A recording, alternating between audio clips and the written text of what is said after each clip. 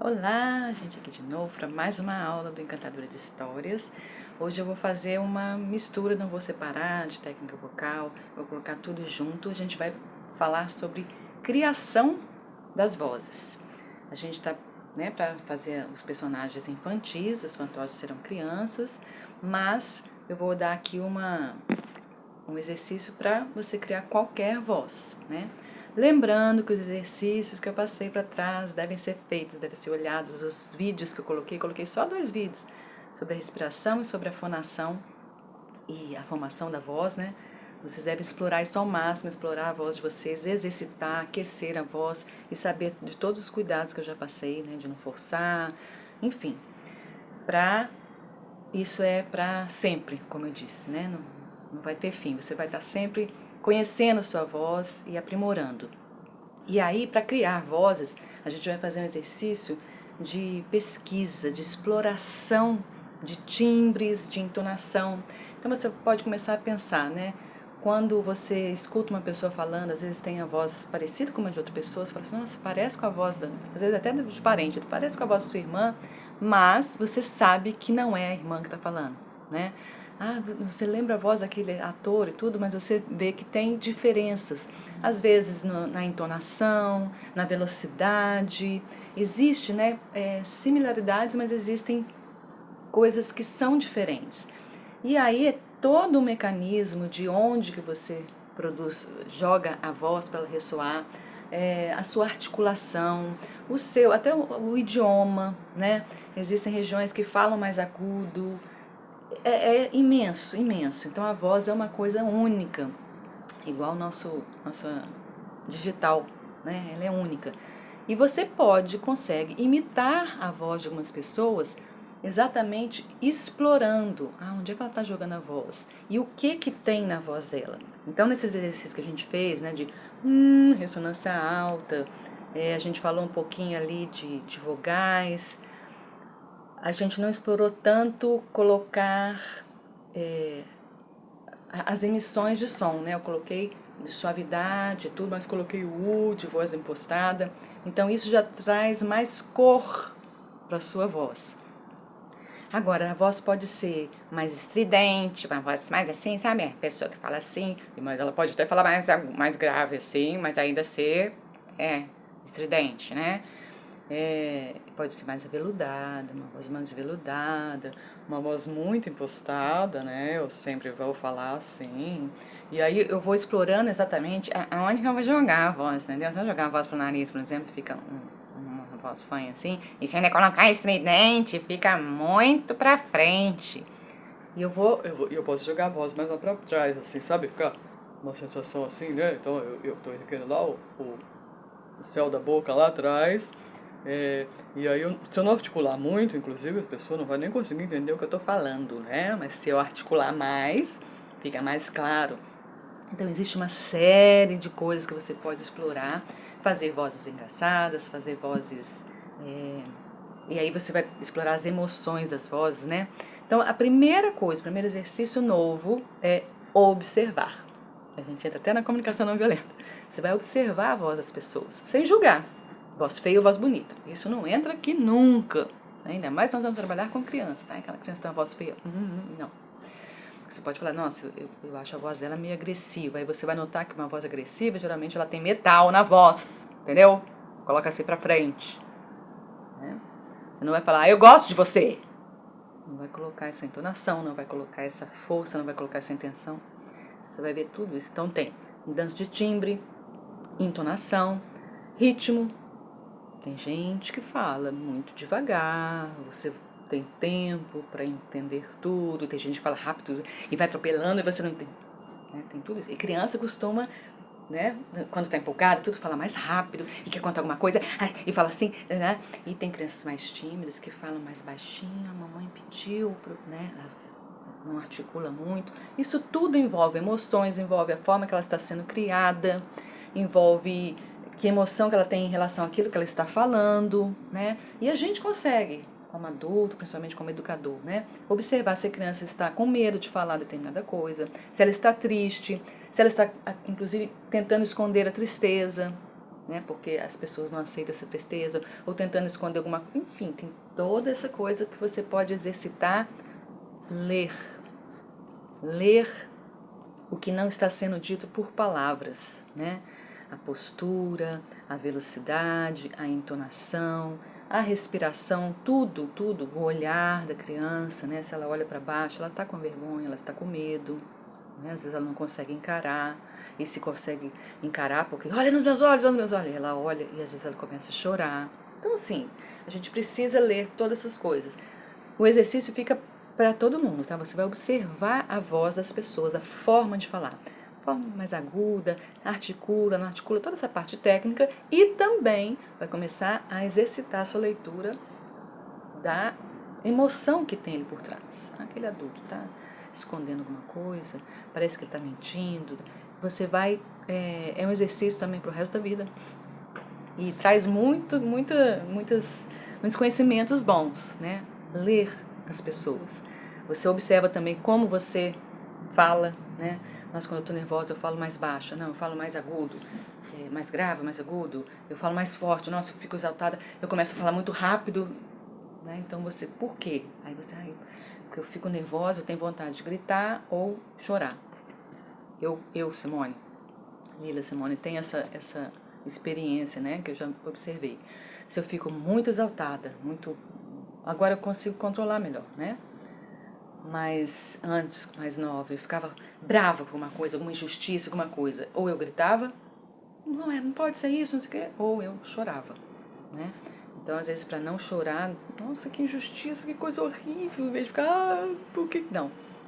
Não, isso aqui, a voz vai para cima mesmo, né? Eu ainda sou assim, tenho uma impetuosidade às vezes, e vou controlando, porque não é sempre que você pode fazer isso, né? Mas você vai começar a observar, né? E de preferência anote como é que era, ou como é que é ainda, né? A voz das pessoas que estão com você, ou dos seus pais, como é que era antes, né? Se eles já faleceram, se eles ainda estão vivos, observe. Minha mãe fala com a voz mais calma, mais tranquila, meu pai é mais agitado, ou o contrário, né? O pai quase não fala. É o caso do meu, por exemplo, falava pouco, falava baixo. Isso tudo diz muito da pessoa. Então, o exercício é observar, porque você vai trazer uma gama de repertório para você, né? E você vai ver que existem coisas comuns. As pessoas tímidas falam mais baixo, as pessoas reprimidas, né? Vou colocar agora para as crianças aí. As crianças que não podem chorar, não chora que tá fazendo mãe, engole esse choro, né? Elas vão ficando retraídas. Então, às vezes, até mesmo numa agressividade que elas ficam, né, sente alguma injustiça, ela vai ou chorar, ou às vezes ela pode até gritar, né? E você fala, nossa, ela é tão calminha, tão tranquila, e de repente ela, né, gritou alguma coisa, mas justamente porque existe muita repressão, e ou ela grita, ou ela vai chorar, e às vezes ela não quer chorar, então tem toda uma história ali. E aí, é lógico, quando você for fazer o personagem fantoche, você não vai fazer um fantoche problemático, como eu falei, né? Mas você vai explorar todas essas coisas para poder trazer aí um fantoche com uma voz agradável, com uma voz, mesmo que seja às vezes tímido, mas você sabe às vezes colocar ali uma tristeza, um certo medinho, alguma coisa assim, para enquanto estiver trabalhando, vai sempre depender daquilo que vocês vão passar, do que vocês querem passar. Então, você começou a perceber a voz de todo mundo, começou a perceber a voz das crianças, você vai perceber como é a voz da tristeza. Geralmente ela é tão mais grave, né? Você vai dar uma notícia ruim, você não fala, perdi meus, né? Aconteceu um acidente. A não ser que você esteja numa histeria e fique, né? Você está num surto, aí a voz vai lá em cima, a voz vai no agudo. A laringe sobe, é toda uma defesa do organismo, a gente tende a gritar, a gente tende a colocar a voz mais aguda, né? Então, mas se você está ali já tranquilizada, a sua voz, sua respiração se acalma, você fala mais grave. E medo também, né? Medo você fala, às vezes até sussurrando, ou se você está também no surto, mesmo o medo vai sair lá pro agudo. Respiração, tudo sai do controle. Estou falando dentro do controle, tá? Não no surto, não no muito medo, no pânico. A criança sempre vai gritar, sempre vai falar mais agudo, ou se for um choque, vai até perder a voz, né? Então a gente está tratando ali de uma coisa que ela tem medo um pouco de falar e tudo, então ela vai falar mais baixo, ela vai falar mais grave também. E nervosismo, geralmente a voz fica mais estridente, mais para frente. E aí, voltando lá na observação das vozes, o que existe, né, para você brincar com a sua voz? Você pode começar a imitar personagens, imitar atores, atrizes. E aí vem até assim, por exemplo, a entonação muda de uma região para outra. Eu gosto muito de sotaques, todos. E nunca a gente vai fazer aqui como deboche, é como exploração, tá? Então, o sulista, eu adoro quando eu ia para o sul, as poucas vezes que eu fui para o sul, quando eu tenho contato com pessoas, que eles falam mais cantado. E uma moça uma vez perguntou para mim, dormiste bem? E eu me senti assim, sabe, maravilhada com aquela forma de falar, porque me trouxe, assim, ela era uma pessoa muito amável, sabe?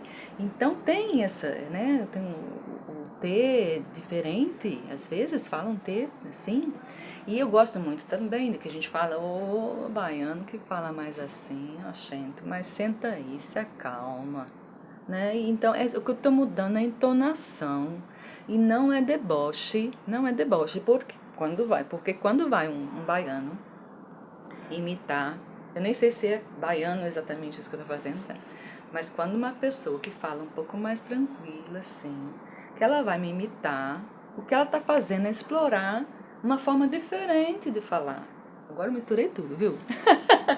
E aí você vê também em países, por exemplo, italiano fala geralmente mais alto, não que todos falem, né? Mas fala mais alto, gesticulando, e você vai ver o francês fala mais assim, articula menos, uma voz mais validada. Então, de regiões variam. Eu brinco quando eu vou falar também, que eu não falo, né, espanhol, mas arrisco a falar algumas coisas, né, que a gente fala que é portunhol, né, e contato com pessoas da Argentina, do Uruguai, eu observei que as meninas falam muito agudo. E fala, sabe, tudo mais aqui assim, agudinho, não tô lembrando agora nada que fala, mas é mais agudo, sabe? E eu falei, olha que interessante. Aí eu falo que é só enrolar a língua. Eu hablo espanhol, pero no mucho. Eu entendo algo, mas me perco um pouco. ¿Verdad? Não é deboche, tá, gente? Não é deboche. Eu acho lindo todas as vozes. Quando a gente começa a estudar voz, a gente acha lindo tudo. Né? Ai, o russo fala mais assim, eu não sei nem imitar, o japonês. E eu fico assim, gente, o que é que eles estão mudando? Então é muita coisa. A altura do som, mais grave, mais agudo, o ritmo, a entonação, né? Uns falam mais cantado, uns falam mais seco, né? O japonês, tudo, eu sei falar nada de japonês, né? Então você muda, o ritmo é diferente, a entonação, às vezes tem gente que articula, vai lá em cima, lá, e aí o brasileiro fala muito assim, a gente fala com muita entonação, muita mudança, a maioria, né? E aí dentro do Brasil mesmo, que a gente tem várias regiões, muda muito a entonação, né? Muda a região da entonação, alguns articulam, vão mais pro grave, pro agudo, e alguns falam cantando, alguns falam mais assim, e outros falam blá blá blá. Aqui dentro do país, como é muito grande, também a gente tem muita variação. Mas ainda assim você vai e você percebe brasileiro, e aí italiano, mesmo que ele esteja falando português, né? Parece um sotaque alemão. Por causa até mesmo da estrutura física, a articulação que eles vão aprendendo é diferente. Onde é que joga a voz?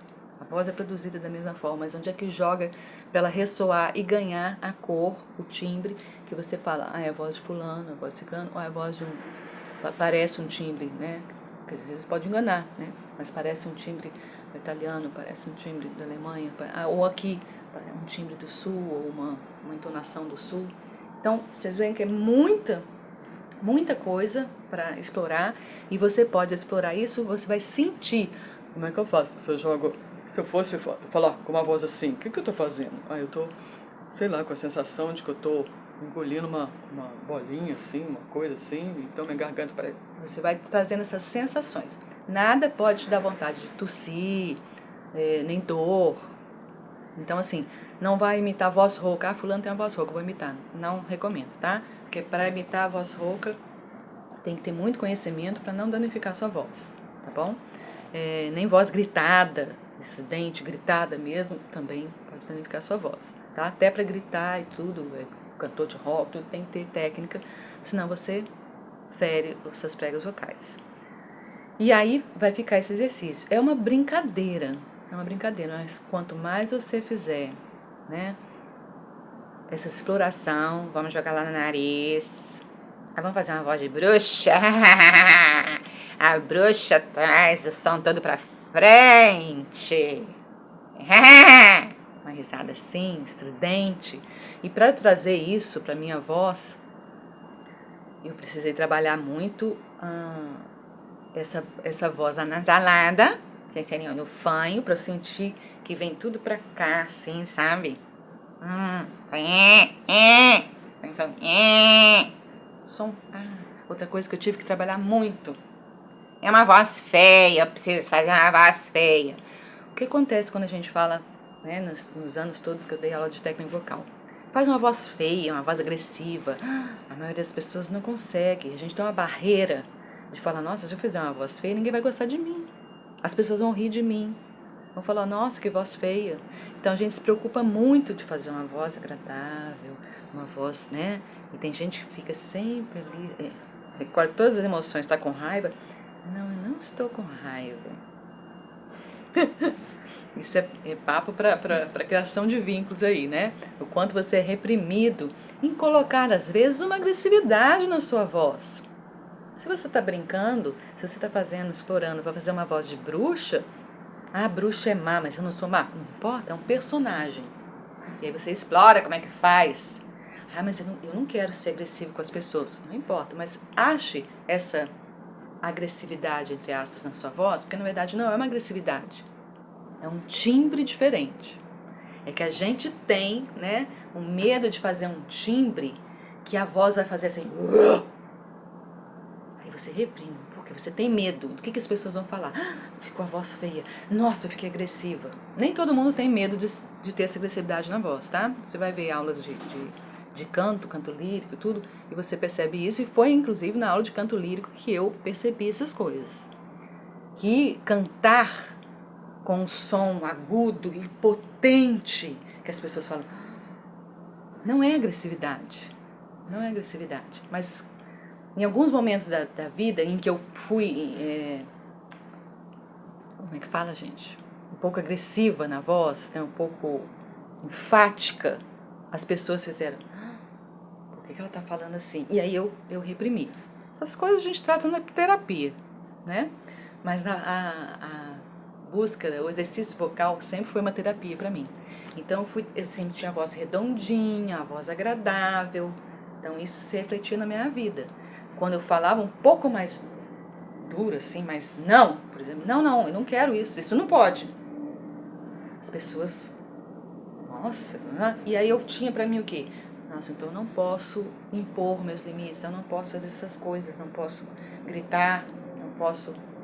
Então você reprime. Isso refletia na minha voz. Os meus agudos não eram potentes, meus agudos não eram prazerosos, porque eu ligava uma coisa a outra. Eu, Simone, cada um tem a sua história, né? Então tem criança que não fala, nunca grita, nunca fala alto, aí as pessoas falam, que menina educadinha. Mas às vezes ela é reprimida. Ela não fala porque ela não pode falar em casa. Ela não pode falar, fulano me bateu. Não, às vezes é o irmão, né? O irmão mais novo, mas ele me bateu. Não, é seu irmão mais novo, você tem que cuidar. Tudo que ela foi falando, não. Aí ela foi reprimindo. Então ela é toda educadinha e obediente. Então eu, como experiência, posso falar que se ela for cantar um dia, talvez ela tenha muita dificuldade de colocar a voz dela pra fora. A gente fala, coloca a voz pra fora. Não. Sempre que eu coloquei a voz pra fora, as pessoas me repreenderam de alguma forma. Olhem como é amplo esse universo das emoções, né? E principalmente na infância. E uma coisa que aconteceu também na minha vida, meu pai super amoroso, meu pai maravilhoso, mas meus irmãos cantavam já, minha irmã mais velha cantava com meu irmão, e eu lembro de uma vez ele comentando com um amigo, eu devia ter uns 7, 8 anos. Ah, eles cantam, fulano, não sei o que, toca violão, blá. Essa aí também canta, mas ela tem a voz pra dentro.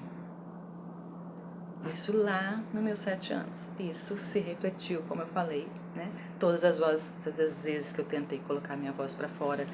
Não lembro com meu pai. O meu pai eu lembro essa coisa. Mas quando adulto, quando eu fui falar com algumas pessoas mais infusivamente, me fugiu a palavra aqui, teve essa coisa de as pessoas assustarem e me podarem, sabe?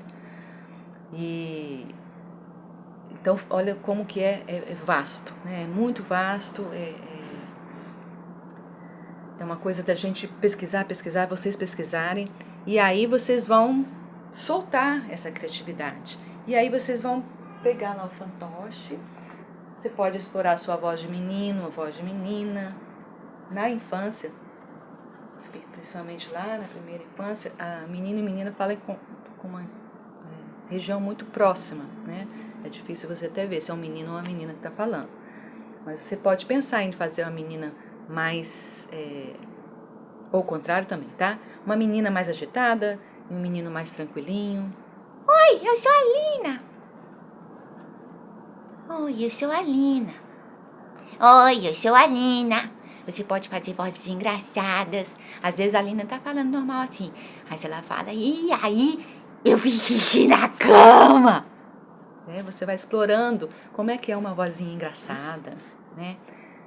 Uma vozinha gostosa, sabe? Às vezes a criança ela ainda fala assim, ela é muito pequenininha. Eu sou pequenininha. Ou às vezes é até a Lina que fala assim, a minha irmãzinha fala assim, eu sou criança. Ela não fala certo ainda. Né? Você pode ir explorando várias coisas. Tem a voz de Cebolinha, Cebolinha fala elato, né? Pode explorar muita coisa. Eu coloquei até aqui, né? Engraçado, então ela vai contar um fato engraçado, vai contar uma piada.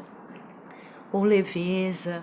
Ai, eu já tô muito feliz, porque na escola aconteceu... Aí ela fala algum fato, uma coisa leve, uma voz leve.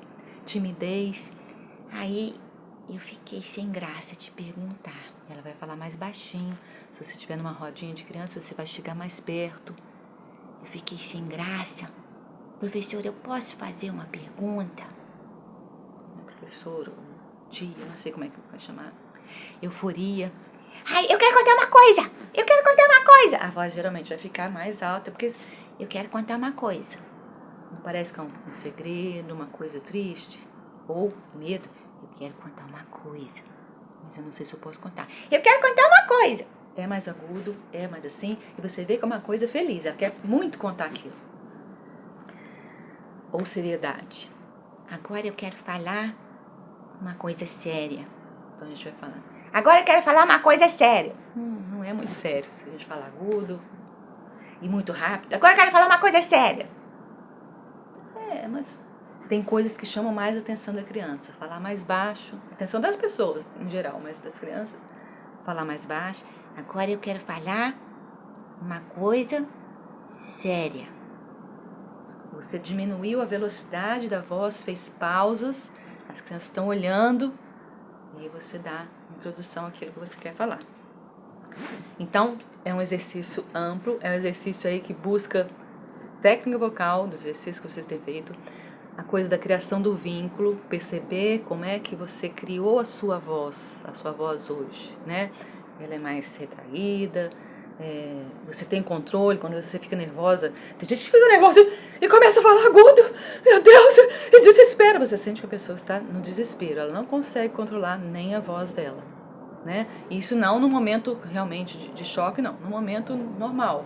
Ai, meu Deus, me ligaram, e o que será que é? Ela já se preocupa, ela já perde o controle, né? Você é esse tipo de pessoa? Não, você tem controle, você consegue perceber a emoção ali chegando e a sua voz não se exalta. mas você consegue perceber isso nas outras pessoas, principalmente nas crianças. Você consegue perceber que a criança está exaltada, não só pela voz também, porque você vai, com essa leitura, observar a voz da pessoa, mas vai observar o todo. Porque se você consegue observar, fazer a leitura do todo na pessoa, na criança, você consegue observar a comunicação não verbal. Quando ela não fala alguma coisa, você percebe ali que às vezes ela chega perto de você e já respira fundo. Você percebe até, se você pegar na mão dela, ali no punho, você percebe que o coraçãozinho dela está acelerado. Então ela está com medo de falar alguma coisa, ela está precisando de ajuda, né? Então é toda uma leitura. E quando ela falar, provavelmente ela vai falar baixinho, se ela conseguir exteriorizar. Então tudo isso é um exercício para você soltar sua criatividade, né, de fazer personagens. A gente está falando aqui às vezes de tristeza e medo, mas também você vai explorar a voz, né, alegria, entusiasmada, falar alguma coisa, para prender a atenção da criança. Não fazer sempre a mesma voz. Então, às vezes você vai fazer uma vozinha engraçada, né, às vezes está um assunto meio tenso, você joga uma voz engraçada. Ah, então agora vamos falar de alguma outra coisa. Cansei desse assunto. É uma forma até de você sair ali, né, de alguma coisa. Ok? Qualquer dúvida, qualquer sugestão, coloque nos comentários. Em breve eu vou marcar um encontro pra gente colocar essas coisas em prática junto e trocar as experiências. Mas eu preciso de retorno de vocês para saber o que mais que a gente pode explorar, tá bom? Então vou despedir aqui. Escreve aí alguma coisa, tá, pessoal? A gente tá querendo saber se vocês estão gostando do curso. Até a próxima!